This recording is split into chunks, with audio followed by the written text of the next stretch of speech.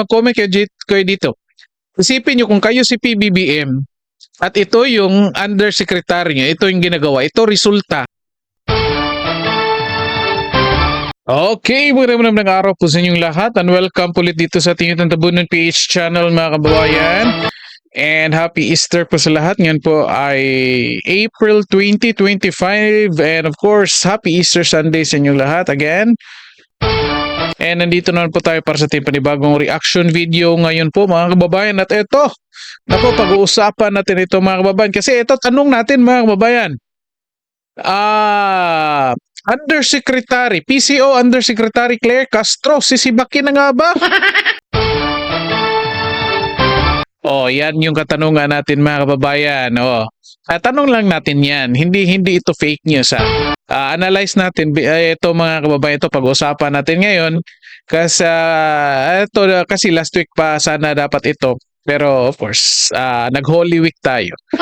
Medyo mabait tayo last week mga kababayan. Ito, pag-usapan natin, bakit natanong natin yan mga kababayan? And then comment kayo dyan kung anong masasabi nyo dito sa ating pag-uusapan ngayon. Dyan sa tanong natin kung PC Undersecretary, sisibakin na nga ba? Nako, matindi ito mga kababayan. Ito, bago natin umpisahan mga kababayan, may videos tayo dito na ipapakita and then stay tuned kayo hanggang sa huli kasi discuss natin ito ha. Okay, by the way, paki-like and share ng mga videos natin mga kababayan and then paki-subscribe din po sa ating channel. Of course, sa lahat ng nakapag-subscribe na, of course, palakpakan. Ito. Ito, kung natatandaan niyo mga kababayan, ayan, of course, kilala niyo yan.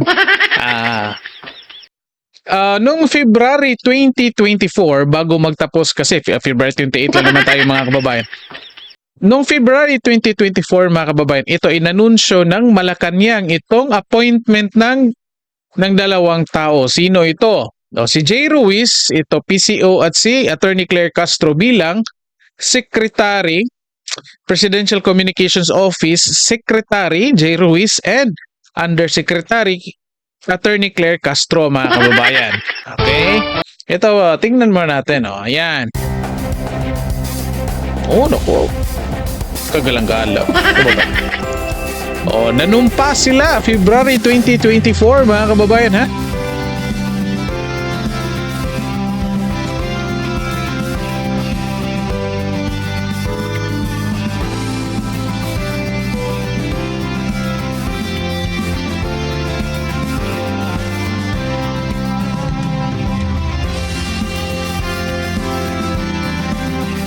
Ganda ng music mga kababayan.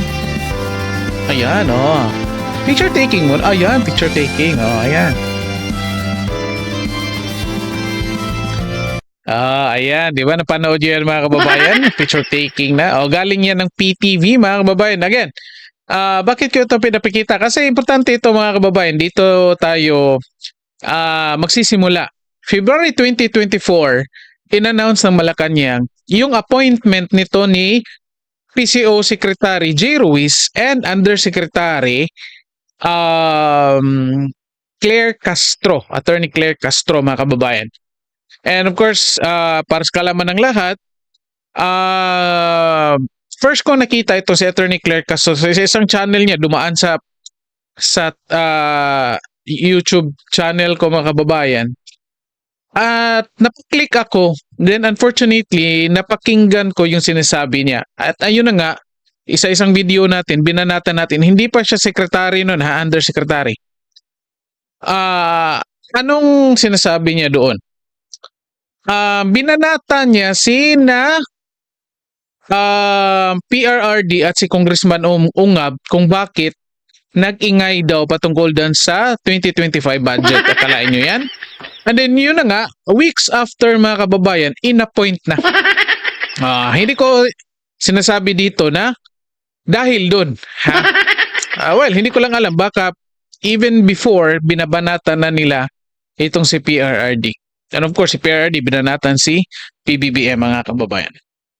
And baka hindi kaya ni PBBM na bumanat ulit, kaya nag-hire nito si Attorney Claire Castro. Again, pinapakita ko dito. And-announce ito February 24, 2025 yung appointment nila. And then effective ito March 1, 2025. Okay? Yet bago pa March 1, of course, nag-assume na sila ng kanilang mga trabaho, mga kababayan. At ito, may papakita tayong pangalawang video dito. Ito. So, galing ito ng UNTV, mga kababayan. Approval at trust ratings ni PBBM bumaba.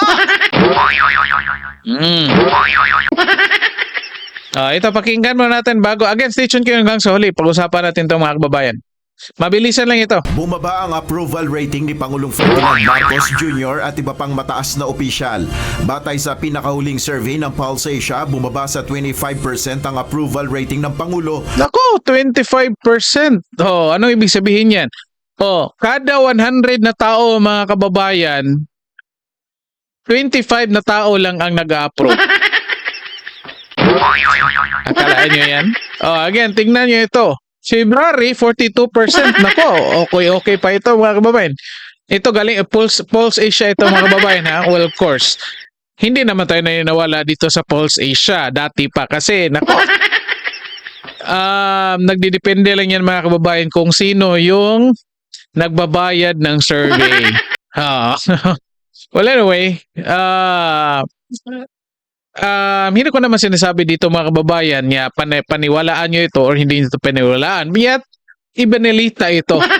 Itong pagbagsak ng approval rating. Ito binabalita din naman nila kapag against sa mga Duterte. Well, again, pinapiniwalaan din ng mga tao, pinapiniwalaan din ng mga tao ito. Ito, 25% bagsak from 42. Akalain nyo yan? 42. Patuloy natin. Noong Marso, kumpara ng Pebrero. February versus March ito, mga babae. Umangat naman ang rating ni Vice President Sara Duterte sa 59% mula sa 52%. Bumaba rin ang approval rating ni Senate President Chis Escudero sa 39% mula sa 47%. Samantala, bahagya lang ang ibinaba ni House Speaker Martin Romualdez mula sa 17% sa 14%. Naitala rin ang pagbaba sa trust rating ni PBBM. Nakakuha ang Pangulo ng 25% na rating. Nako! Ano ba yan? Sa 100 katao, mga kababayan, ibig sabihin yan, 25 katao lang ang may tiwala sa Pangulo. Kalain nyo yan? From February, 42%. Ngayon, 25%. Nako. Mula sa 42%. Tumaas naman ang kay VP Sara sa 61% mula sa 53%. Bahagya rin bumaba ang trust rating ni SP Escudero sa 38% mula 47%. 14% naman ang nakuha ng House Speaker mula 18%. Ayon sa Pulse, buti nga hindi naging zero eh. May naniniwala pa pala kay Martin Romualdez dito, mga kababayan. Patuloy natin. Si VP Sara ang tanging nakakuha ng majority approval at trust ratings sa mga matataas na opisyal. Samantala, base pa rin sa survey result ng Pulse Asia, ang pagkontrol sa inflation o ang bilis ng pagtaas ng presyo ng mga bilihin at serbisyo at ang pagtaas sa sahod ng mga manggagawa ang nangungunang mga isyung nais ng ating mga kababayan na maaksyonan ng gobyerno. Bukod rito, kabilang rin ang paglaban sa korupsyon at kriminalidad sa most urgent national concerns ng respondents ng naturang survey. Tinanong rin natin ang ilan sa ating mga kababayan kung ano-ano nga bang mga problema ang dapat na bigyan ng malaking pansin ng pamahalaan. Number one po kasi talaga na problem is poverty. Although hindi po natin completely may eradicate, but at least, learn how to prevent it. Like, even the small steps naman po. Gusto namin pababa yung mga bilihin lahat para wala nang mahirap na lalo mahirap pa pag lagong taas ang bilihin katulad ng bigas. Yung butas po siguro sa mga polisiya o sa mga batas na meron tayo sa bansa, particular na po sa mga agency na dapat sana nag-uphold talaga sa karapatan ng iba't ibang sektor natin sa lipunan. Katulad na lang halimbawa sa sektor ng mga katutubo. Nel Maribuhok, UNTV News and Okay, dyan lang muna tayo, mga kababayan. Sabi ko nga sa inyo, maiksi lang ito. Ito, alisin muna natin ito, mga kababayan. Ito, pag-usapan natin. Okay. Number 1, mga kababayan. Again, pinakita kong video, February in-announce yung appointment February 24 is to be specific mga kababayan ha. In-announce March 21 yung effectivity ng appointment ni J. Ruiz at ni Attorney Claire Castro dito mga kababayan bilang PCO Secretary at Undersecretary. Okay, kung natatandaan ninyo, mag-comment kayo dyan. Balikan ninyo, simula nung nag-assume sila ng office, nagtrabaho sila under Marcos administration, ano na mga nangyari? Anong mga pinapalabas na mga information patungkol sa ginagawa ng Marcos administration? Mag-comment kayo dyan. Okay. Mag-comment kayo dyan. Kung natatandaan ninyo, kung napapansin ninyo mga kababayan, and I think Karen Davila, napansin niya ito, at si Juliana, yung vlogger, mga kababayan. Yung vlogger, ano ba yan? Nag-spoof dito. Attorney Claire Castro, palagi mga Duterte ang binabanatan. Kalaan nyo yan? Isipin nyo ito, Undersecretary, PCO ka, Presidential Communications Office.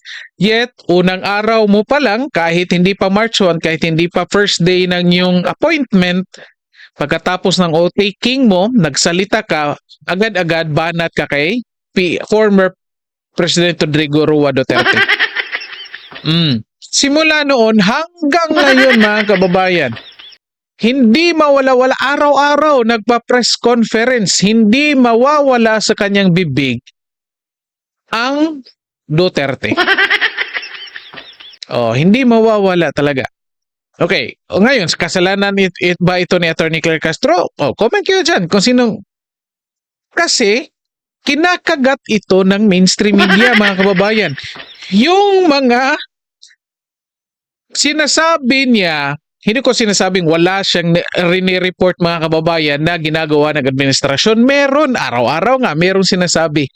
Yet, hindi kinakagat ng mainstream media kasi naiintriga yung mainstream media doon sa Duterte. Kasi gusto ng mga mainstream media mga kababayan na tuningin siya patungkol dyan sa mga Duterte. Kasi paborito niyang banatan yung mga Duterte at tingnan mo tuloy. Ano na nangyari ngayon sa trust rating at approval rating ni PBBM? Sa tingin niyo, walang kinalaman dito yung trabaho ng PCO? Kasi unang-unang trabaho ng PCO mga kababayan is talaga from the term communication. Dapat communicate niya properly na dapat makita at maintindihan ng mga tao kung ano ang trabaho at ginagawa ng current administration ngayon. Yet, nalalaman ba ng mga tao? Of course, hindi. Bakit? Palagi na lang Duterte yung binabanatan niya. Palagi na lang Duterte yung nasa bibig niya. Kung may banat itong si Duterte, kung meron man yung hindi pa nila kinidnap, sumasagot naman talaga. Ayan, tignan nyo tuloy. Ano nangyari? March 11, wala na si PRRD. I mean, sinurrender na nila, kinidnap na nila. March 11 yun ha. 11 days after na-appoint, after effectivity ng appointment nito ni Secretary at Undersecretary. Simula noon, from March 11, wala nang bumabanat. Hindi na bumabanat si PRRD kasi wala na dito sa Pilipinas eh. Yet, ang Malacanang palaging Duterte ang nasa bibig. So sabihin nyo, yan ang kasi tinatanong ng media. Kasi sumasagot naman talaga. Kahit hindi na importante, sinasagot naman. Kahit wala nang laman yung sinasabi niya, sinasagot pa rin naman ang mga Duterte. Tingnan nyo, ano nangyari? bumaba from 42 nagiging 25%, both yung trust at approval rating. Mga kababayan, naging 25%. Sabi ko nga, in every 100 katao, 25 katao lang ang naniniwala at nag-a-approve sa ginagawa ng Pangulo. Oh, sinasabi ng Pulse Asia, kasi nga naman daw, hindi na-address yung mga pangunahing pangangailangan ng mga tao. Akap nga naman, di ba? Pero ito, tingnan nyo. Kung naiintindihan yan ng mga tao, kung, of course, alam naman natin na I think meron naman talagang ginagawa, o baka wala naman talaga. Pero ako hindi ko naniwala, honestly, to be fair with the Marcos administration, mga kababayan, I think meron yan silang ginagawa. Unfortunately, hindi lang talaga nila na iparating ng mabuti sa taong bayan kasi nga iba ang agenda ng PCO. Oh. Pakinggan nyo. Araw-araw yan. I think bukas may press conference na naman yan. Pakinggan nyo ulit, mga kababayan, kung ano na naman sasabihin. O bago tanongin niya ng media, mainstream media, nagre-report yan kung anong mga nangyayari, anong mga ginagawa nila. Oh, yun ngang sa nung nangyari sa Qatar. Nag-fake news nga eh. Kalain nyo yan? O sinasabi, pinalabas daw dahil kinausap ni PBBM yung Qatar na government. Yun pala ay nakalabas na pala bago nakausap. Di ba? O kahit nag-credit grabbing na, hindi pa rin successful, mga kababayan. Bakit kasi? Pinapatulan tuloy. Ano bang pinapatulan? Oh, pinapatulan. Yung mainstream media na nagtatanong about Duterte, kahit alam niya na patibong lang yan, naggagawa lang yan ng issue. Tingnan nyo, pansinin nyo mga katanungan ng mga taga-mainstream media. O anong masasabi mo, ma'am, sa ito, ganito? O anong masasabi mo? O, yan, binibigyan talaga na pansin. Kaya tuloy ito. Ano na nangyari? Kung ako, mga kababayan, mag-comment kayo dito. Mag-comment kayo dito. Kung kayo, tanong ko sa inyo, kung kayo si PBBM, kayo ang presidente ng bansa, nag-hire kayo nito, undersecretary, tagapagsalita ng Pangulo. And then 1 month after na nag-hire kayo dito, bumaba. Ang laki ng binaba ng ratings nyo. Anong gagawin nyo dito? Obe. Sasabihin nyo, effective siya? O, comment kayo dyan, mga kababayan. Kasi ako, mga kababayan, ako si PBBM, ha? Nako. Ayaw ko na lang magsalita. O kasi, nag-hire ako, kinuha kita para, kasi nga tagapagsalita, hindi tagapagbanat kay PRRD. Hindi tagapagbanat sa mga Duterte. Diba? At ngayon, tingnan nyo. Ano nangyari? Bakit ganito? Kung ako si PBBM, tatanungin kita, bakit lugmok yung trust and approval rating ko? O, di ba? Ano nangyari? Ano nangyari sa trabaho mo? So most likely, may gagawin ako sa iyo. Yun na nga, kung kayo si PBBM, sisibakin nyo ba ito o papatuloy nyo yung ganyan? Ngayon sasabihin ninyo, well, baka nga hindi lang si secretary at si undersecretary ng PCO may kasalanan nito. O posible din. Baka nga talaga si PBBM or buong Marcos administration kasi yung trabaho naman talaga nila nga ang base sa nakikita natin, mga kababayan, yung mga ginagawa naman talaga nila ngayon ay paghabol sa mga Duterte. Kaya nga, parang nakikita ng Marcos administration na itong ginagawa ni Undersecretary parang effective na rin. Kasi sumang-ayon doon sa mga ginagawa ng Marcos administration.